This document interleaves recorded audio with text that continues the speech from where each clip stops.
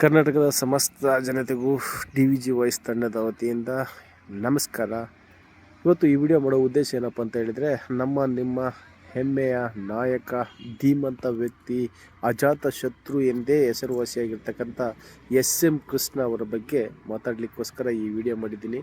SM Krishna ಅವರು ನಮ್ಮ ರಾಜ್ಯದ ಮುಖ್ಯಮಂತ್ರಿಯಾಗಿದ್ದರು. ಹಲವಾರು ಪದವಿಗಳನ್ನು ತೆಗೆದುಕೊಂಡಿದ್ದರು. ರಾಜ್ಯ ಮಟ್ಟದ ಅಲ್ಲದೆ ರಾಷ್ಟ್ರ ಮಟ್ಟದಲ್ಲೂ ಸಹ ಹೆಸರುವಾಸಿಯಾಗಿರ್ತಕ್ಕಂಥ SM ಕೃಷ್ಣ ಅವರು ಇಂದು ನಮ್ಮನ್ನು ಬಿಟ್ಟು ಆಗಲಿದ್ದಾರೆ.